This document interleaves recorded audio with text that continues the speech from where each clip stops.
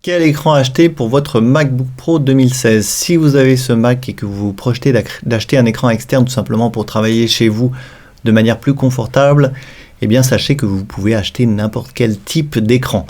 Bien sûr, je vous recommande surtout les écrans LG, on va le voir tout à l'heure.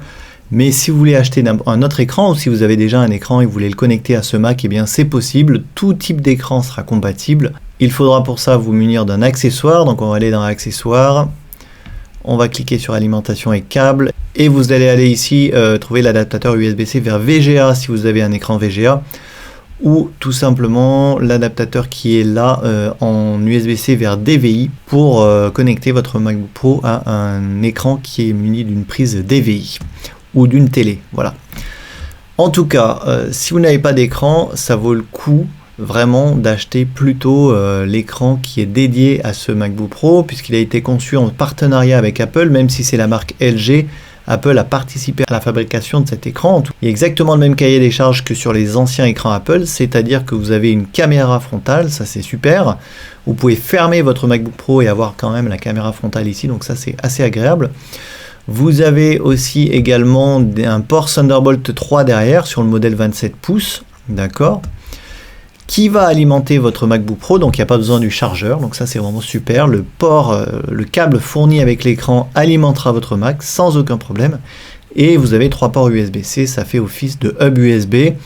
Si vous n'avez pas des appareils en USB-C, c'est pas grave, vous prendrez un petit adaptateur USB vers USB-C et vous pourrez brancher n'importe quel type de périphérique ici.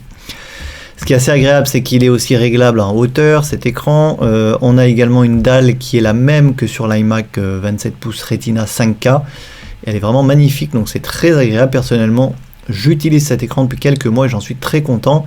Même si le design n'est pas à la hauteur des écrans Apple, il est quand même pas mal, il est assez sobre. Et en termes de fonctionnalité, il n'y a rien à dire. Voilà. Actuellement, il est en promo à l'heure où je fais cette vidéo. Je crois qu'il va repasser à 1500 € après la promo, donc ça vaut encore le coup de l'acheter. Si vous avez un budget un petit peu moindre, eh bien vous pouvez vous orienter vers ce moniteur de la même gamme, mais vous n'aurez pas la caméra frontale, vous n'aurez pas le Thunderbolt derrière, vous aurez quand même les ports USB, mais voilà. Vous aurez quand même la possibilité d'alimenter le Mac grâce à cet écran 21 pouces de LG.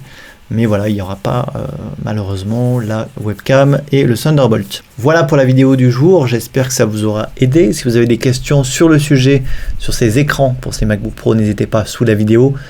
Pour vous abonner à la chaîne ou au blog, c'est les liens qui apparaissent à gauche sur la vidéo. Et moi je vous dis à demain pour la prochaine.